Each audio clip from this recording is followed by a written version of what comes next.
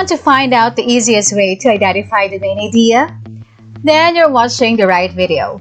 Questions about the main idea of a passage are popular in reading comprehension tests, but sometimes those questions are pretty difficult to answer, especially if you're not completely sure you understand what the main idea really is. Finding the main idea of a paragraph or longer passage of text is one of the most important reading skills to master, along with the concepts like making an inference, finding the author's purpose, or understanding vocabulary words in context. The main idea is the big point or the most important idea that the writer is communicating to the reader. Often, the reader can find the main idea just by looking at the title. For example, a passage titled, "Why Students Should Have Less Homework." That's already the main idea, and the paragraph will more likely include reasons for that idea. Read this short paragraph. Engineers create wealth for society, so tennis is a game and the resources of the earth are scarce. Have you gone mad? Thus, the only solution is to educate the public on being socially responsible. Did this make sense? Of course not. It didn't have a main idea. We would go crazy if texts were written like this all the time. It was difficult to understand because it was made of different ideas that did not link. There was no common thread. The good news is that normal passages have main ideas. The main idea is like the heart of the text or a paragraph. It is the controlling idea. All the other supporting details in the text or within the paragraph should tell us more about the main idea. Today, I'm going to tell you a few techniques to determine the main idea of a paragraph.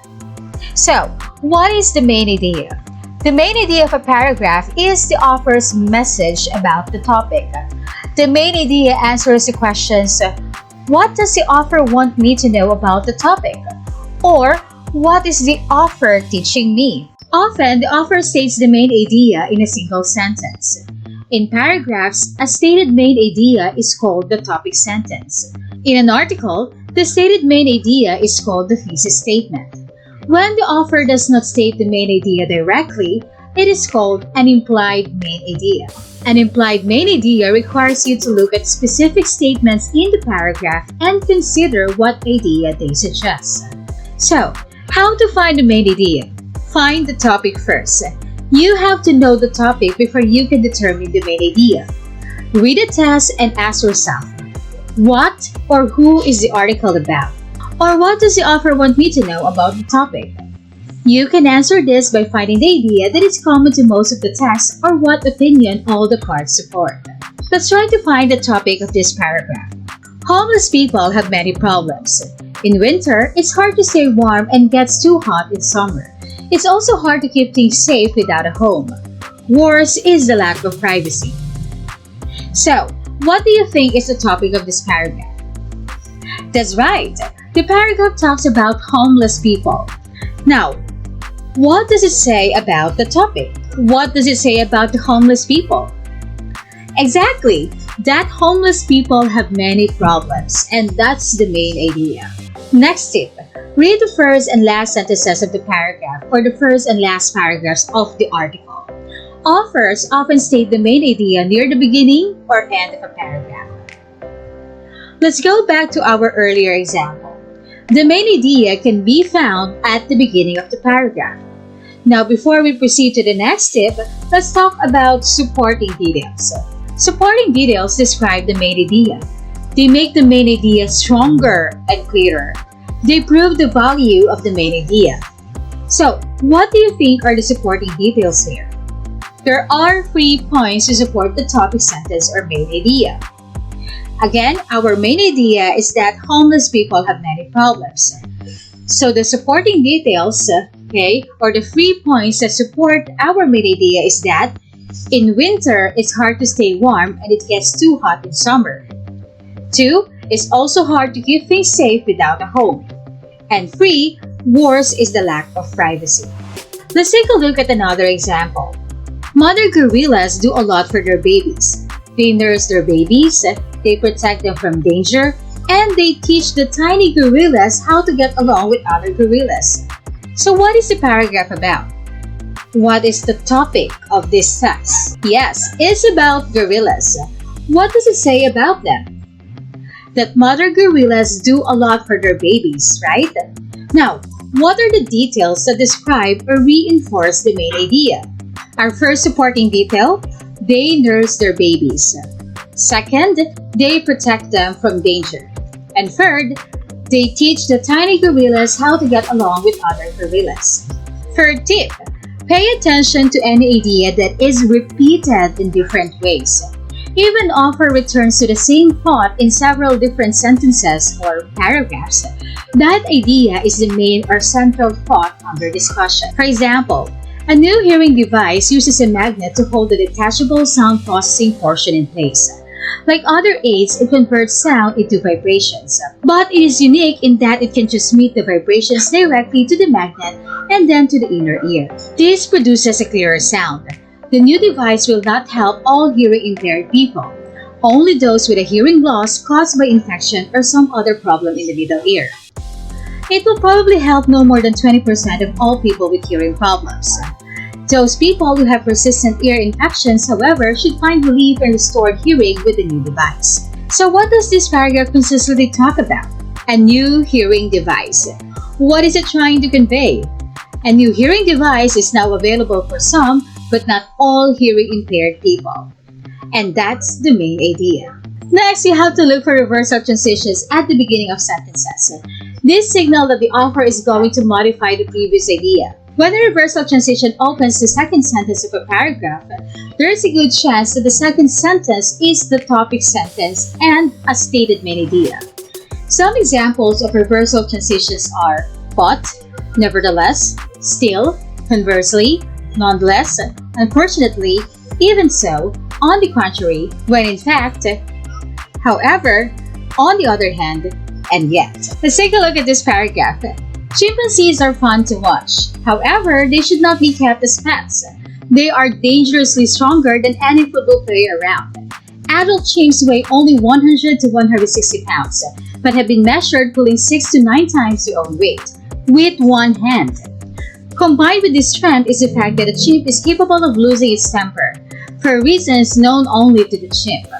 Furthermore, it's not wise to keep a cute young chimp and release it into the wild when it becomes dangerous. Wild-raised chimps will routinely gang up on and kill those raised in captivity. The paragraph is about chimpanzees. At first, we might think that the main idea is that chimpanzees are fun to watch. But you can see here that the author uses a reversal transition, which is however, meaning the real main idea is that chimpanzees should not be kept as pets for a variety of reasons. At times, the main idea will not be stated directly. This is called an implied main idea. Finding the implied main idea is easier if you think of the passage as a box. Inside the box is a random group of stuff or the details of the passage. Pull each item from the box and try to figure out what they each have in common. Once you figure out what the common bond is among each of the items, you'll be able to summarize the passage in a snap. So, how to find the implied main idea? First, you have to read the entire paragraph. Ask this question to yourself. What do each of the details of the passage have in common? In your own words, find the common bond among all the details of the passage and the author's point about this bond. Compose a short sentence stating the bond and what the author says about the bond. The main idea you write must be a complete sentence that contains a subject and a verb and expresses a complete thought. Once you feel that you have found the main idea, test it. Ask yourself if the sentence could act as a summary of the other sentences in the paragraph. Do the examples, reasons, and facts included in the reading explain or give evidence supporting the main idea you have in mind? If they do, then you are on the right track. If they don't, you may want to revise your main idea. Let's try to look for the implied main idea in this example. When you're with your friends, it's okay to be loud and use slang. They'll expect it and they aren't grading you on your grammar. When you're standing in the boardroom or sitting for an interview, you should use your best English possible and keep your tone suitable to the working environment. Try to gauge the personality of the interviewer and the setting of the workplace before cracking jokes or speaking out of turn. If you're ever in a position to speak publicly, always ask about your audience and modify your language, tone, pitch, and topic based on what you think the audience's preferences would be. You'd never give a lecture about atoms to third graders. In this case, the offer is writing about hanging out with friends, going on an interview, and speaking publicly, which at first glance don't seem to relate to each other that much.